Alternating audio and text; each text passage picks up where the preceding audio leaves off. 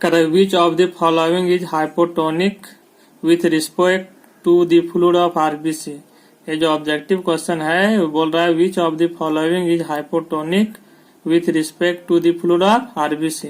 तो हाइपोटोनिक में बोला गया था कि इसमें जो होता है कि लोअर ऑस्मोटिक प्रेशर होता है और सोल्यूशन भी होता है लोअर कंसंट्रेशन का।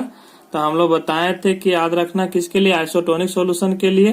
तो आइसोटोनिक सॉल्यूशन के लिए क्या होता था, ये आइसोटोनिक सॉल्यूशन के लिए जो होता था वो होता था 0.9% NaCl सॉल्यूशन, और इसी को हम लोग बोलते थे 0.16 m NaCl सॉल्यूशन।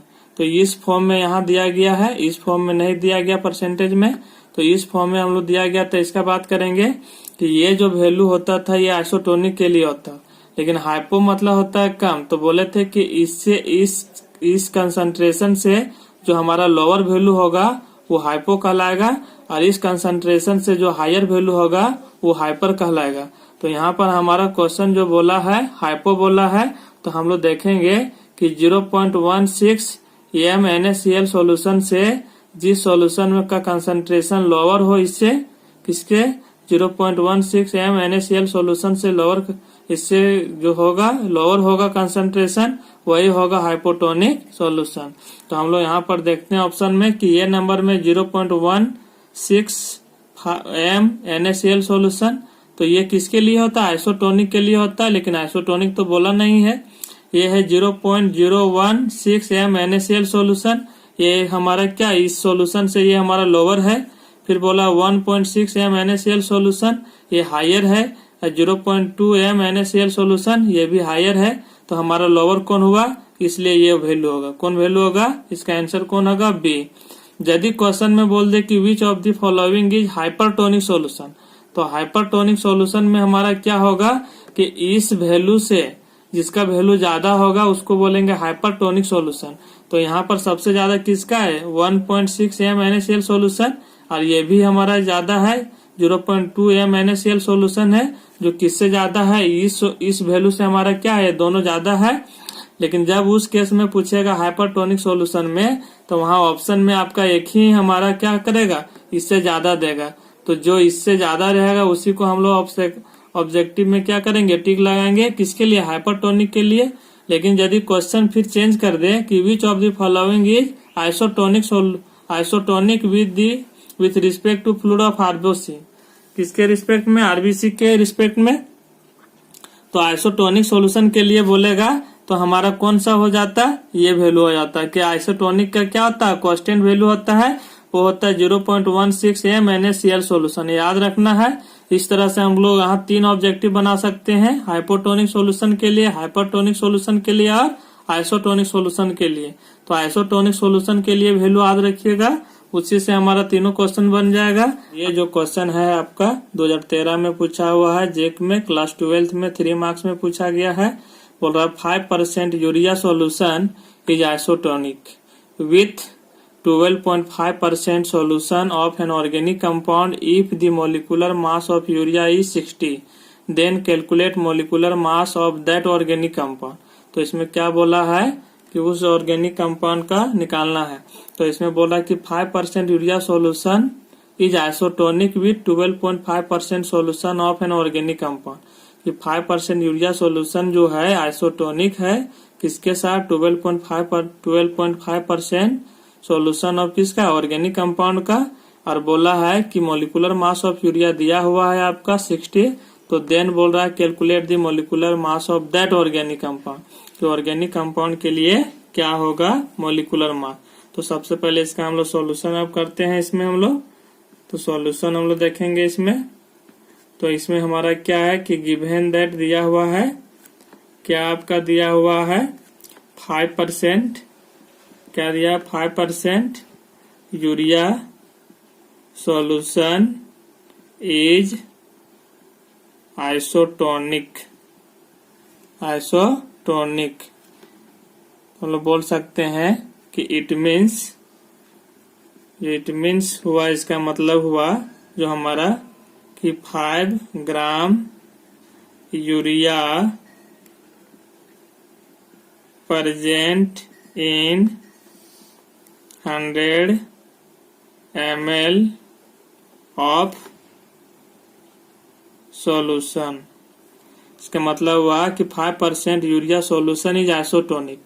तो आइसोटोनिक सॉल्यूशन जो होता है वो वेट बाय वॉल्यूम का होता है, तो 5% बोला है तो वेट बाय वॉल्यूम के लिए होगा क्या कि इट मीन्स में बोल सकते हैं 5 ग्राम। वेट मतलब ये हो गया ग्राम में, 5 gram urea present in 100 ml of solution. कितना में 100 ml ऑफ सॉल्यूशन में प्रेजेंट है, तो हम लोग बोल सकते हैं देयरफॉर कि W1 जो हम लोग मान लिए वेट ऑफ सॉल्यूशन 1 के लिए, किसका यूरिया के लिए, ये कितना हो गया आपका 5 ग्राम।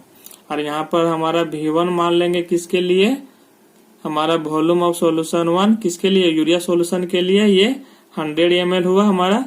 कितना हुआ ये 100 ml। अब M1 जो हम लोग मान लेंगे किसके लिए, यूरिया का मोलर मास, किसका यूरिया का मोलर मास आप यहाँ भी दिया हुआ है, और इसका निकालने से भी वही वैल्यू आता है 60 ग्राम पर मोल। क्या आता है 60 ग्राम पर मोल। सिमिलरली क्या हो जाएगा यहाँ 12.5% solution of an organic compound. किसके लिए बोला है ये ऑर्गेनिक कंपाउंड, हम लोग बोल सकते हैं कि it means 12.5 gram organic compound present in 100 ml of solution. तो इसमें क्या हो गया 12.5% solution of an organic compound, it means बोल सकते हैं 12.5 gram organic compound present in 100 ml of solution. कितना में 100 ml ऑफ सॉल्यूशन में।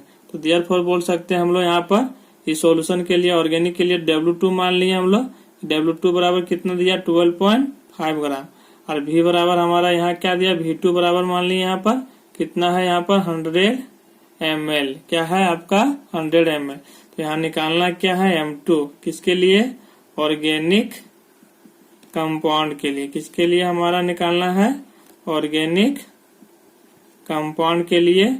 और ये बराबर क्या है वाट। इसमें हम लोग क्या करना है molecular mass of organic compound क्या करना है निकालना है। नाउ वी नो दैट, हम लोग जानते हैं कि हमारा C1 बराबर क्या होता है C2। क्या होता है C2। तो हम लोग इसको क्या तोड़ सकते हैं, मोलर कंसंट्रेशन है, तो मोलर कंसंट्रेशन मतलब क्या होता है number of moles by volume. इसलिए N1 बाय क्या हो जाएगा V1 बराबर क्या होगा N2 बाय V2।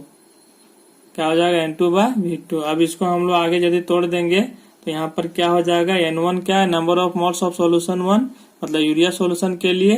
तो यहाँ हम लोग बोल सकते हैं weight by molecular weight, number of moles जो होता है वो वेट बाय मोलिकुलर वेट होता है। इसलिए हम लोग क्या लिख सकते हैं W1 बाय M1 बाय कितना हो जाएगा यहाँ V1। कितना हो जाएगा V1 बराबर क्या हो जाएगा यहाँ W2 बाय M2 बाय क्या हो जाएगा यहाँ V2। इसको हम लोग अरेंज करेंगे तो क्या लिख सकते हैं हम लोग कि W1 बाय क्या लिख सकते हैं M1 V1 बराबर क्या लिख सकते हैं W2 बाय M2 V2। अब इसमें हम लोग वैल्यू पुट कर देंगे तो ये W1 का वैल्यू कितना था 5 ग्राम और M1 का वैल्यू कितना था 60 ग्राम पर मोल। कितना था 60 ग्राम पर मोल। अब V1 का वैल्यू कितना था 100 ml बराबर क्या W2 का वैल्यू 12.5 ग्राम और यहाँ क्या था M2 निकालना था और ये कितना था 100 ml। तो ये 100 ml कट जाएगा, ये ग्राम से ग्राम कट जाएगा, ये 5 एकम 5 और ये कितना 12 पचे 60। तो हम लोग लिख सकते हैं यहाँ इस तरह से M2 बराबर क्या लिख सकते हैं हम लोग क्रॉस मल्टीप्लाई बराबर 12 इंटू 12.5 ग्राम पर मोल। क्या लिख सकते सॉल्व करेंगे तो एक मल्टीप्लाई करेंगे तो ये वैल्यू आ जाएगा 150 ग्राम पर मोल। कितना आ जाएगा 150 ग्राम पर मोल। तो इसलिए हम लोग बोल सकते हैं M2 क्या हो गया ये ऑर्गेनिक कंपाउंड, किसका मोलर मास हो गया, ये M2 जो हो गया, यहाँ हमारा निकल गया molar mass of organic compound के लिए कितना 150 ग्राम पर मोल, ये हमारा निकालना था। इसका जो मोलिकुलर मास आ गया ऑर्गेनिक कंपाउंड के लिए आइसोटोनिक सॉल्यूशन के लिए कितना 150 ग्राम पर मोल। 100।